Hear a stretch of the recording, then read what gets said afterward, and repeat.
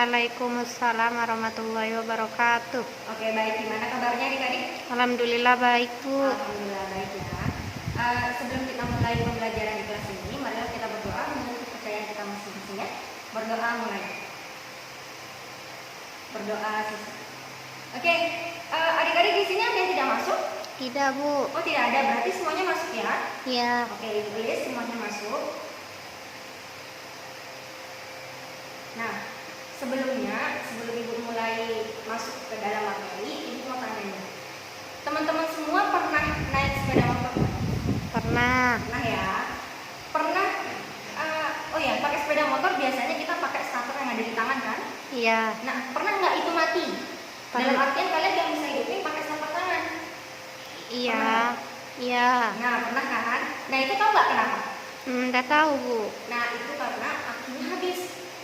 Nah, di dalam aki itu ada dua kutub utara sama kutub selatan yang kita sebut dengan anoda dan katoda. Nah, di mana dalam aki itu terjadi suatu reaksi. Ada reaksi antara zat kimia berubah menjadi listrik. Nah, di sana itu terjadi senyawa sekunder, di mana artinya reaksi kimia itu, zat kimia berubah menjadi listrik. Nah, listrik ini bisa berubah lagi menjadi zat kimia. Kenapa bisa seperti itu? Contohnya waktu akinya mati, kan kita nggak harus beli aki yang baru kan? Tapi kita bisa gunakan namanya sentrum aki. Nah, itulah yang disebut dengan sekunder. Jadi dia bisa berbolak-balik dari kimia menjadi listrik dan dari listrik menjadi kimia lagi.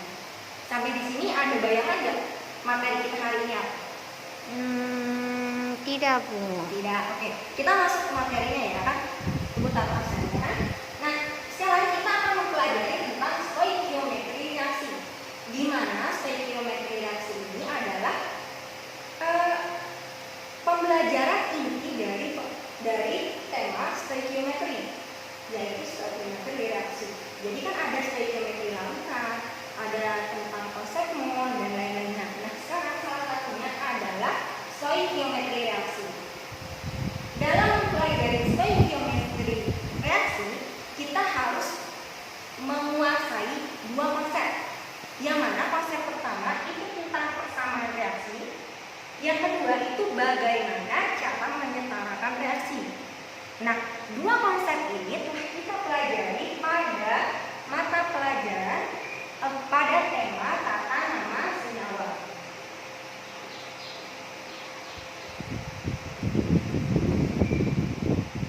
Nah, selanjutnya setelah kita mengetahui dan menguasai tentang konsep dan bagaimana cara menyetarakan reaksi, barulah kita bisa masuk ke dalam materi stoikiometri reaksi.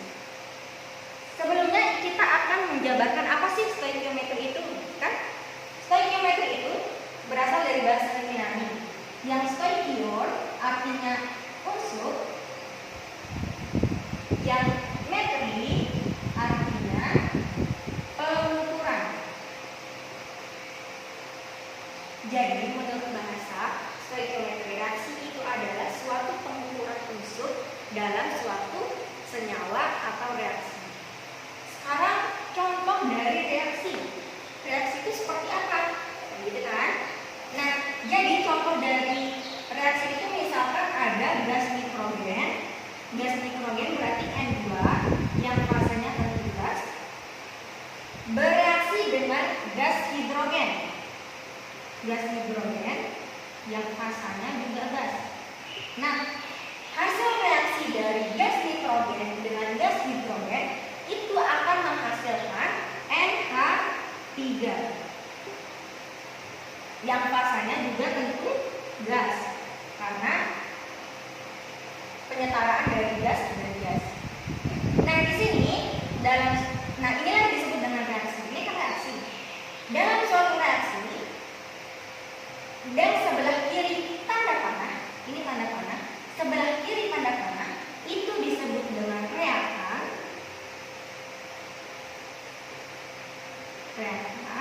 dan yang sebelah kanan itu disebut dengan produk. Nah, jadi kalau outputnya adalah katakan dan sebelah kanan itu adalah produknya. Nah, di sini setelah kita mengetahui mana reaktan dan mana produk, kita harus mengetahui ini reaksinya sudah setara belum sih? Bukan? Nah, sekarang kita lihat apakah NH2 dengan H2 itu menjadi NH3 adalah reaksi yang setara atau belum? Oke, sekarang ini kan kita harus menghitung bagaimana caranya supaya reaksi ini setara antara reaktan dengan produk. Itulah arti yang namanya menyetarakan reaksi. Sekarang kita lihat di reaktan kita bagi dua ya, ada reaktan dan produk. Pada reaktan nitrogennya ada 2, ya kan? Sedangkan di produk nitrogennya ada 1. Berarti tidak sama, tidak seimbang. Kedua, hidrogennya ada 2 di reaktan, sedangkan pada produk hidrogennya ada 3. Berarti tidak setara kan? Bagaimana caranya untuk bisa menyetarakan mereka? Yaitu dengan kita menambahkan koefisiennya. Jadi nitrogennya harus sama dengan produk, nitrogen dari reaktan harus sama dengan produk, meskipun di produk harus sama dengan reaktan. Nah, jadi kita tambahkan nih, kita harus mencari satu senyawa kompleksnya. Jadi senyawa kompleksnya kan adalah NH3. Tapi di sini NH3-nya N-nya ada 1, sedangkan di sini ada 2. Berarti untuk menyetarakan kita harus menjadikan ini N ini menjadi 2. Berarti di sini kita tambahkan angka 2. Angka 2 di sini artinya 2 untuk N dan 2 untuk H. Untuk N2 berarti sudah sama N-nya 2. Tetapi untuk hidrogen berarti ini 2 kali 3 sama dengan 6. Ya, 6. Sedangkan di sini 2. 6 dibagi 2 3. Oke, berarti kita tulis di sini 3. Sekarang kita lihat ini udah setara belum? Coba kita pastikan ya. Di sini di reaktan N-nya ada 2. Di produk N-nya ada 2. Berarti N-nya lolos ya, setara. Sekarang kita lihat yang kedua yaitu hidrogennya. Hidrogennya di sini ada 2 kali 3 6. Nah, di sini hidrogennya 2 kali 3 6. Nah, berarti udah setara ya? Iya. Oke, di sini udah setara. Berarti ini reaksinya sudah setara. Lalu ibu mau tanya, angka 2 ini disebut apa? Ada yang tahu? Tidak, Bu. Tidak. Angka 2 dengan angka 3 itu disebut dengan koefisien.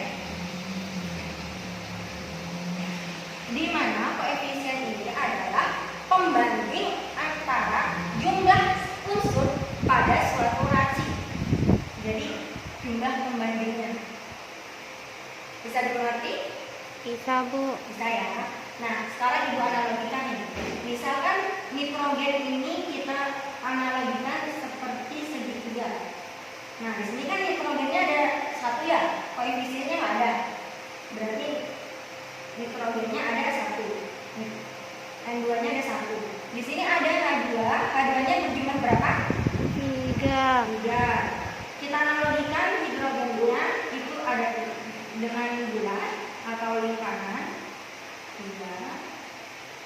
3 menjadi NH3 itu kita analogikan sebagai kotak.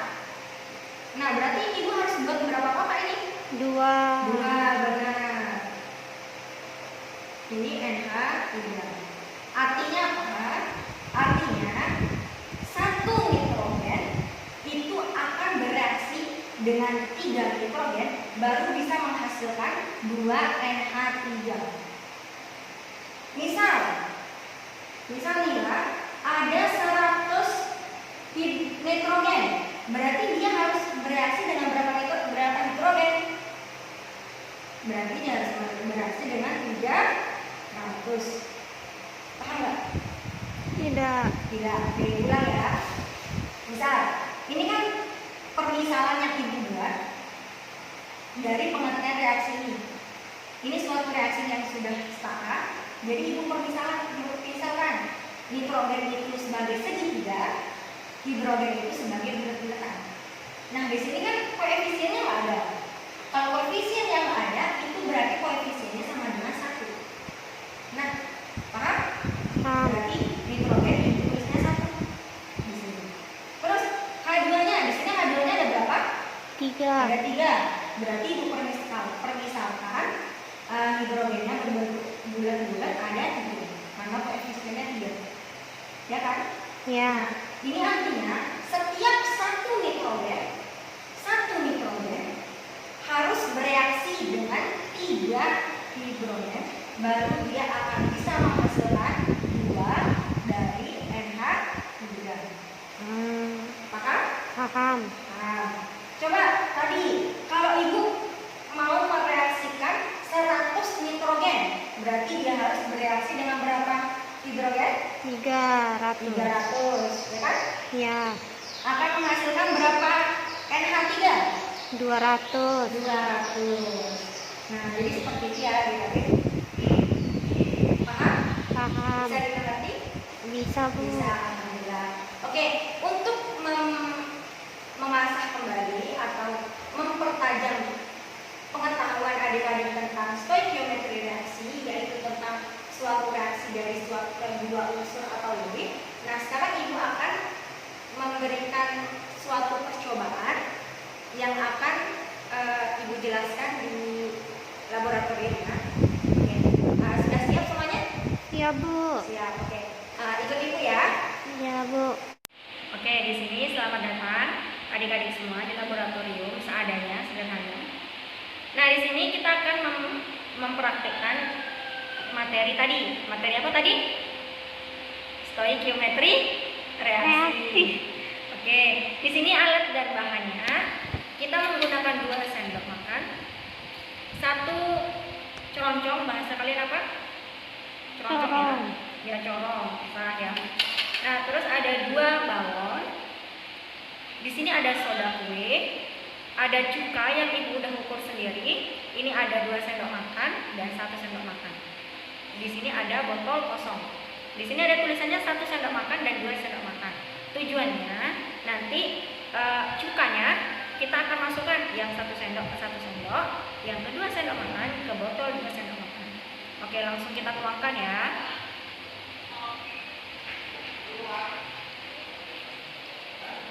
Kita tuangkan semuanya. Yang 2 sendok makan juga kita tuangkan. Pelan-pelan biar tidak tumpah ya. Nah, sudah. Selanjutnya kita masukkan soda kue ini ke dalam balon. Ke dalam balon. Nah, di sini kan ada 1 sendok makan, berarti kita masukkan juga 1 sendok makan.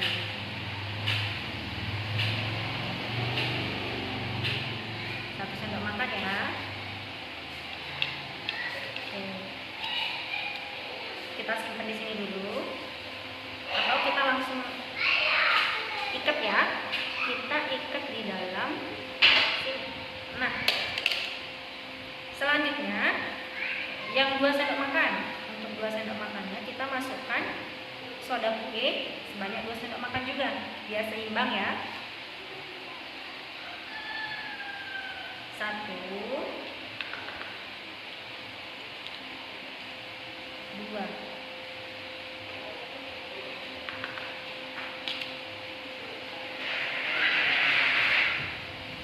Nah, setelah semuanya masuk, kita rekatkan lagi kepada balon, botol yang tulisannya 2 sendok makan, karena sodanya juga 2 sendok makan ya. Nah, setelah itu kita balikkan. Oh, ini jatuh. Sebentar.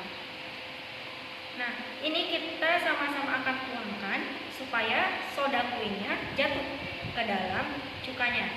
Kita lihat reaksinya seperti apa ya. Bisa dilihat adik-adik gimana?